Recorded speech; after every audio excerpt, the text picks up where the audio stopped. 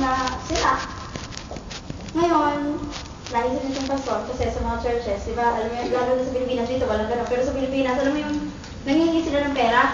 So, dumukot sa bulsa niya, kumuha ng pera, at nung iniaabot na niya, pinigil ng lalaki, ayoko ng pera mo. Ang kailangan ko, yung Jesus na sinasabi mo kanina. Alam mo, nakonsensya yung pastor. Sa harapan ng malubi, nag-iiyak siya. Nag-iyakan silang dalawa. Nung umupo sila,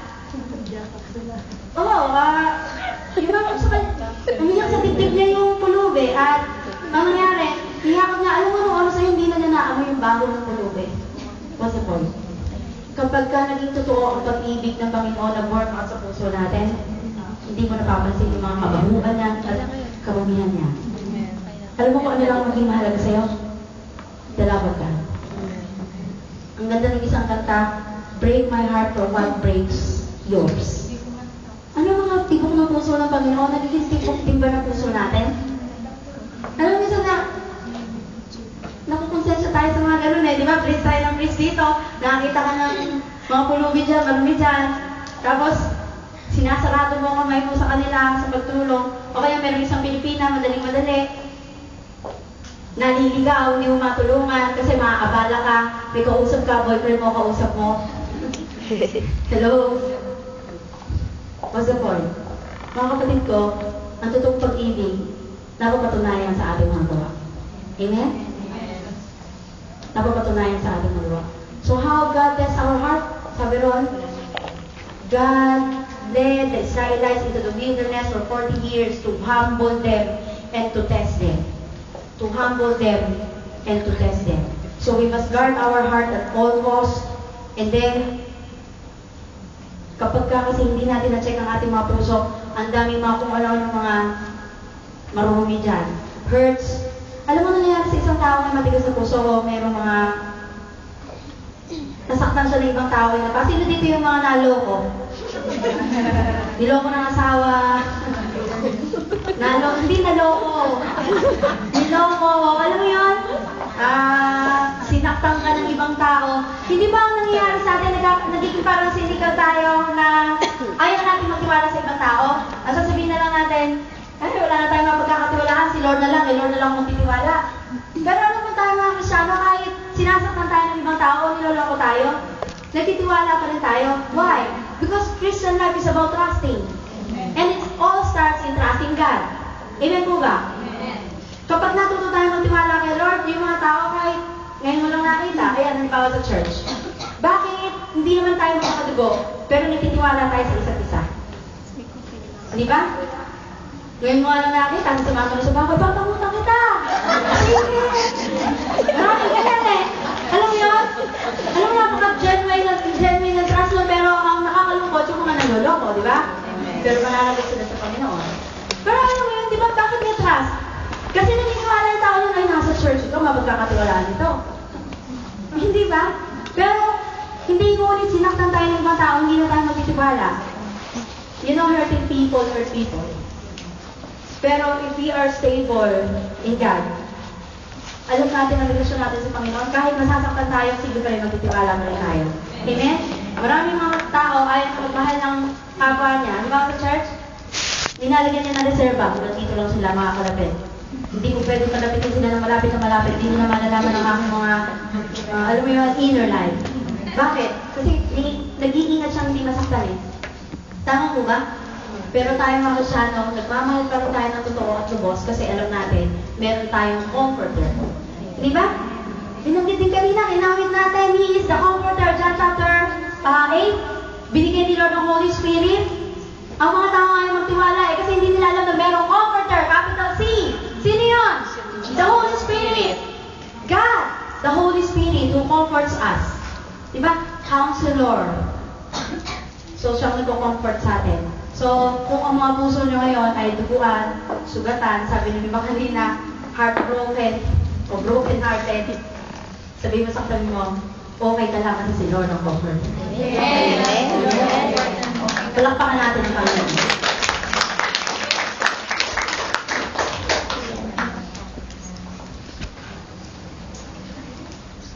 Panginoon, makita natin ang katotohanan sa ating mga puso. Huwag nating itago, huwag nating takpan. Habang nilalabas natin, na ipapakita sa atin ng Panginoon kung ano naman ang puso natin, na i-deal natin ito. Alam mo bang the more na nagtatagal na hindi natin dinidil yung mga dumi dyan sa loob ng ating mga puso, lalo nagiging mahirap na iayos ito? Alam mo yun? Hindi ba, ang hirap-hirap na, alam mo, nakabuo na ako nun, hindi na ako makabangon. So, the shorter time na dinidil natin yung mga kung ano-anong marumi dyan, mas madali tayo na iayos sa ating mga sarili.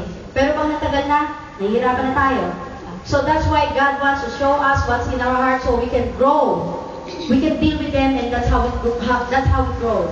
John 8:32, kailangan mamuhay tayo sa katotohanan, hindi sa kasinungalingan. Alam na natin we are bankrupt without God.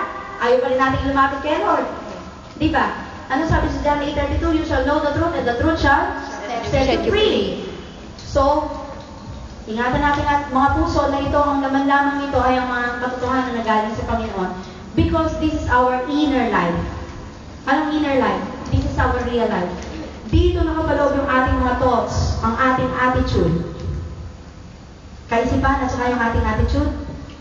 Sabi nung pinos ni Pastor Alan isang araw, bad attitude is like a flat tire. It's like a flat tire. It will not go anywhere unless you change it. Ang mga bad attitude hanggang hindi iniaayos, wala itong mararating, andun lang. Amen? So, saan nagagaling mga bad attitudes? Kapag ang heart, merong hard heart, doon nagsisimulang ma-develop yung mga bad attitudes. Bakit?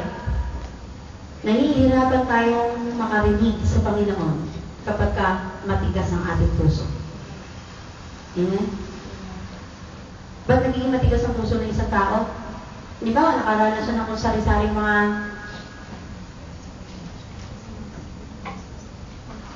ginawa sa kanya ng ibang tao. Yun nga, bata ka, nire-rape ka ng tatay mo, o sinasaktan ka, alam yun? Pag laki mo, meron kang hard heart.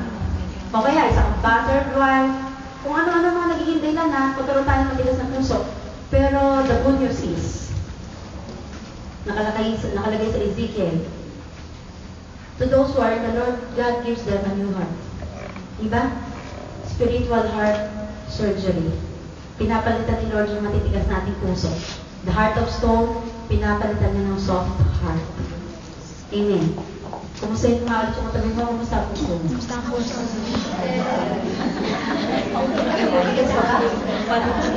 Okay na. Matthew 5:8, blessed are the pure in heart, for they shall see God. Blessed are the pure in heart, for they shall see God. Yes. Hindi ibig sabihin itong literal na makikita natin ang Panginoon, pero ang ibig lang sabihin, we will know the presence of God. Magpalad ang mga taong mayroong malinis na puso. Makikita nila, mararanasan nila ang presensya ng Panginoon. Do you want to see God? Amen! Have a pure heart. Make your heart pure. You want to know the secrets of God? Amen. Make your heart pure. Alam mo, gusto natin mga sekreto eh, lalo na tayo mga babae. Ano, may bago.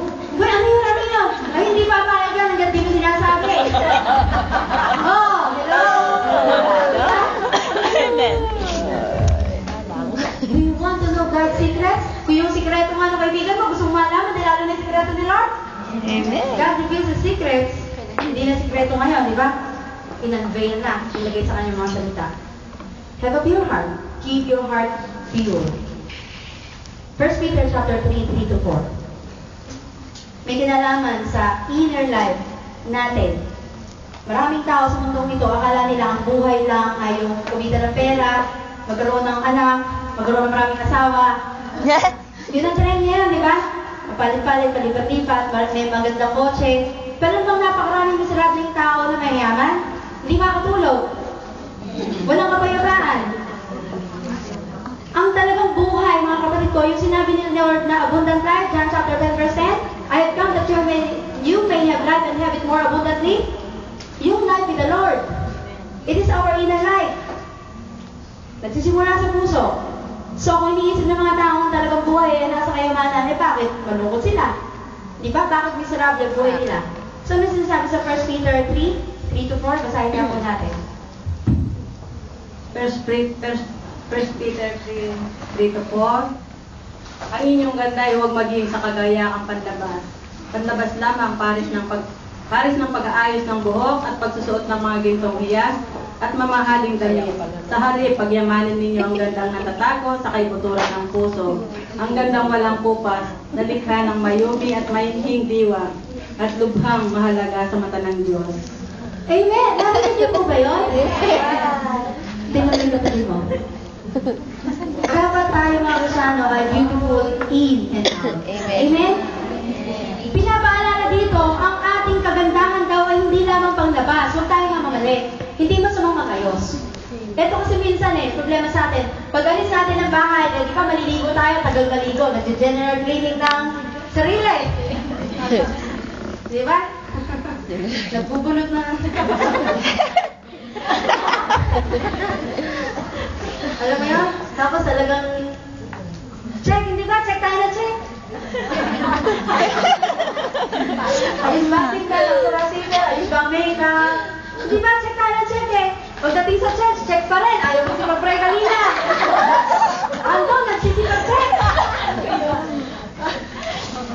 Walang masama sa magpaganda o magayos. Pero mga kapatid ko, gaano tayo katagal nag-check ng ating mga sarili compare sa pag-check ng ating mga puso? Kaya sabi ko kanina, hindi masamang magpaganda, hindi masamang magayos. Pero ang tanong, do we check our heart? Katulad ng pag-check ng ating mga mukha. Amen po ba? Tayo mga babae, pag dumadaan sa salmen, tsak titingin. Ba't nga ganon? Bakit kaya ganon? Mga lalaki din ba ganon? Diba, mall? Mall dito mga salamin eh. Naglalakad kayo. Kaya salamin dyan. Titingin kayo eh. Di ba? Bakit tayo tumitingin? Kaya kasama ko yung amo kong babae, alam ko titingin siya kasi babae rin siya. Hindi ako tumitingin kasi magkikita kami.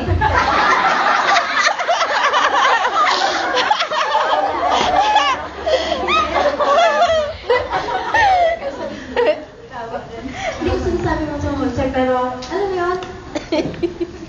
Gusto natin maging maganda tayo sa paningin ng ibang tao. How about our heart? Do we check our heart? Maganda ba yung puso natin sa paningin ng Lord? Amen. So kaya ang sabi dito,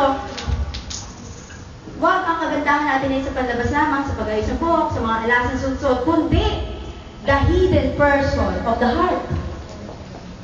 Ano sabi na? The hidden person of the heart, which is gentle and quiet spirit. Gentle and quiet spirit. Ano yung sabihin ng gentle at saka quiet spirit? And ang sabi doon, ito yung pinakamahalaga kay Lord, which is very precious in the sight of God. Tanungin mo yung katabi mo, gentle ka ba? Gentle ka ba? Quiet ka ba? Hindi ka tahimik ka ng bibig ang sinasabi ko rito, espiritu pinag-uusapan. Alam mo yon? Kung tayo palakabay na tao, wala tayong gentle spirit or quiet spirit, di ba? Warrior. Kung namumuhay tayo sa unbelief. Alam mo yung parang paranoid? Maya-maya, nag-worry tayo, wala tayong quiet spirit. Magagalitin. Basag lahat ng daanan. Mukha ng katabi, babasag. Lahat ng tao, kaaway niya. So mga kapatid ko, we must be tender-hearted. So how are we dressed in the Spirit? Yan ang pinakamahalaga kay Lord. Actually, tuwing sasamba tayo sa Panginoon, syempre, pinag-uusapan natin ang damit. Nag-iingat tayong walang mga bagay na alam mo yan, magmumukha tayong hindi kalugod-lugod sa Panginoon. Pero alam mo, higit sa lahat ang pinakamahalaga sa harapan ng Panginoon, how are we dressed in the Spirit? Alam naman natin, di ba? Kaya nga mag-iingat tayo saan? Sa nakikita natin, sa pumapasok sa tenga natin, sa mga nababasa natin. Mamaya, pag-uusapan natin lahat siya, mamaya hapon, magpinamuwi, love, courtship, marriage, and sex, pag-uusapan natin. So, napakahalaga na importance of motive. Motive. Ano yung sabihin ng motive? It's not about what we're doing. It's about why we're doing it. Hindi kung ano ginagawa natin.